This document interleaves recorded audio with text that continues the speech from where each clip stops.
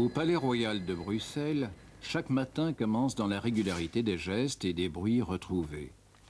Le roi qui habite avec la reine au château de Laeken n'arrive que plus tard. Déjà pourtant, tout se met en place.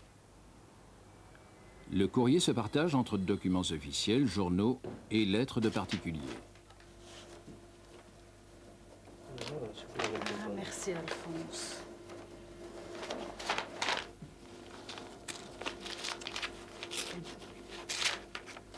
Chaque matin, à la même heure, le préposé en titre entre dans le bureau du roi.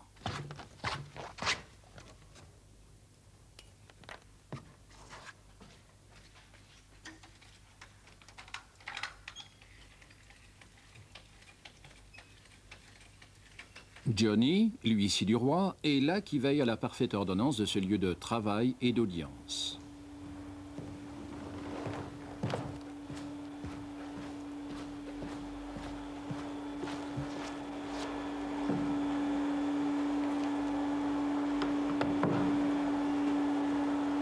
Château de Laeken, 9 h, le roi a quitté ses appartements pour une nouvelle matinée au palais. Il est salué par son officier d'ordonnance.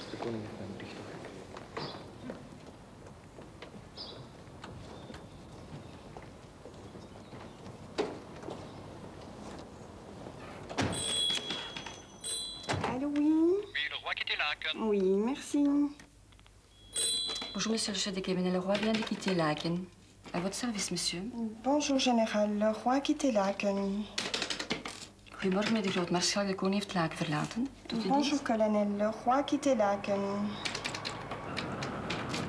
Dans Bruxelles, l'itinéraire emprunté n'est pas toujours le même. Mais toujours, il y a la voiture de la sécurité et une petite escorte motocycliste. De koning heeft Laken verlaten.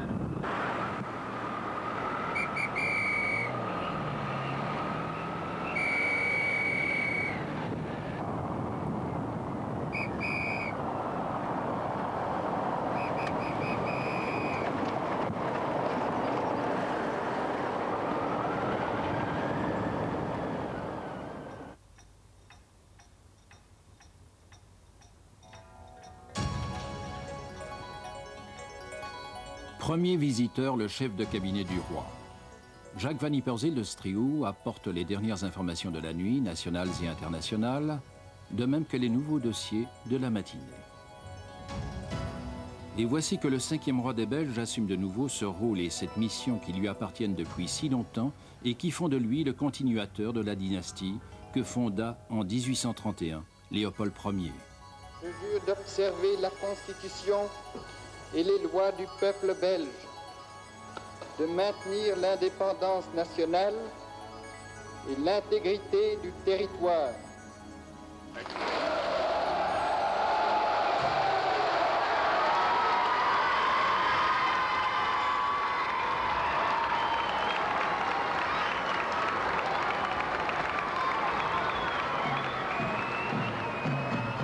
Ovationné le jour de ses 60 ans, le témoignage d'une foule qui entend reconnaître en lui et dans le couple royal le symbole de son identité, de son unité.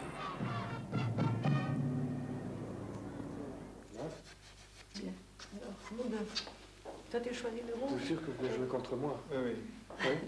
Je joue de ce côté-ci, moi je joue de ce côté-là. D'accord.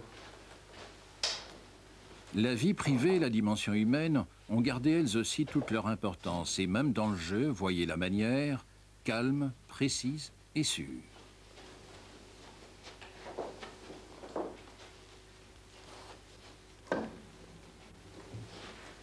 Aïe.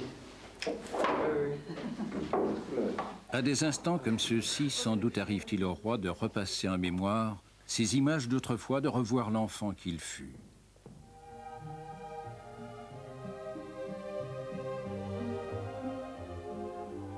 Très tôt, un penchant pour la mécanique, le besoin de comprendre, une soumission au devoir et le souci de bien faire, avec de surcroît une tendresse émerveillée.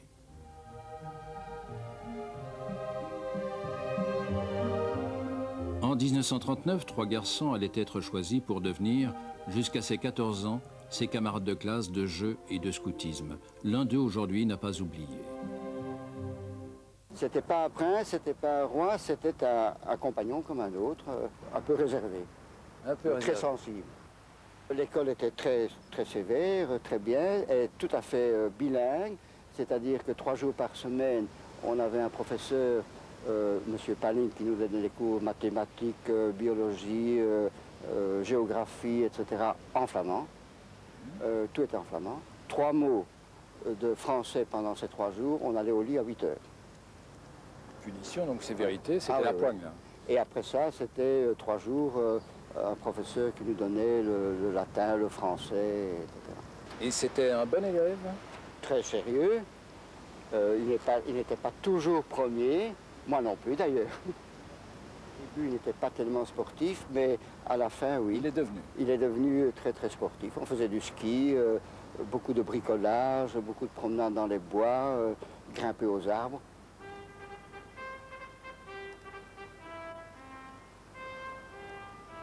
Ça a l'air de l'avoir très fort marqué, le scoutisme. Disons, je crois que pour lui, c'était excessivement important de se mélanger à d'autres garçons, étant donné qu'il avait toujours été, pendant toute sa jeunesse, très seul avec des gouvernantes. Alors, je crois que ça lui a fait énormément de bien. Mais enfin, il ne connaissait pas la liberté des enfants ordinaires. Mais il était toujours suivi. Mais je ne sais pas si à ce moment-là, il se rendait compte de ce que c'était la vie d'un enfant tout à fait libre ou d'un enfant suivi, puisqu'il a connu ça toute sa vie. Qu'est-ce qui vous impressionne le plus dans sa vie? Cette évolution? La fidélité à son pays et le sacrifice qu'il a fait de sa vie pour son pays. Vous avez le sentiment que c'est un sacrifice, une fonction pareille? Ah oui, c'est un sacrifice.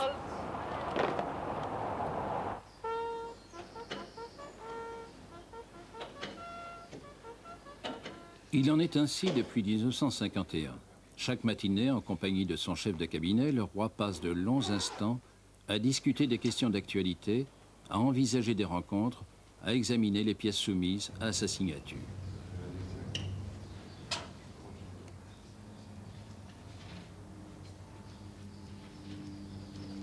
Le roi règne mais ne gouverne pas. Le fait que le roi suit les ministres qu'il a nommés, du moins aussi longtemps qu'ils jouissent de la confiance des chambres, ne l'empêche pas de demander des éclaircissements, de formuler des remarques.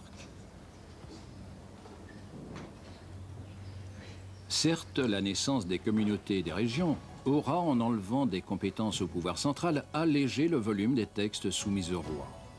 Cela dit, signer n'est pas une formalité, mais bien l'ultime et utile stade d'une longue procédure dont ne pourrait se passer la stabilité de l'État. Le roi donc aura sanctionné et promulgué les textes votés par le Parlement, il aura signé les projets de loi, arrêtés royaux, nominations de hauts fonctionnaires ou octroi de subventions, aux moniteurs de les rendre publics. Pas moins de 15 à 20 000 signatures par an. Voyez d'ailleurs comme en 40 ans, elles ont changé.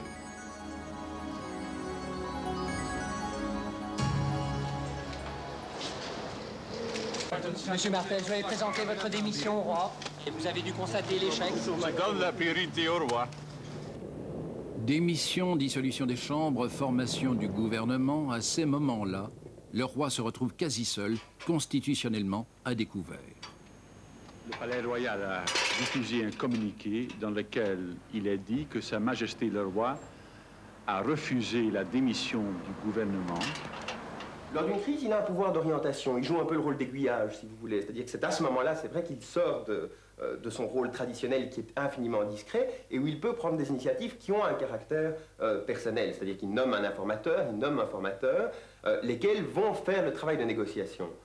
Mais donc il a là une marge de manœuvre plus large que celle qu'il a lorsqu'un gouvernement est investi normalement de ses pouvoirs et fonctionne normalement. Même si je viens d'être déchargé de ma tâche d'informateur, mon rapport n'appartient qu'au roi et à lui seul. J'ai fait rapport au roi et le roi tient à avoir un certain nombre de consultations avant de décider quel est son pas suivant. Et je crois que c'est justement là la prérogative du roi de mener ses affaires comme il l'entend. Souvent, les consultations ont pour cadre le château de Lagues. Il s'agit de confronter les points de vue antagonistes, de dégager enfin la formule de nature à dénouer la crise. Un Premier ministre sera désigné. Le roi ne sera rien sans ses ministres, les ministres ne seront rien sans lui.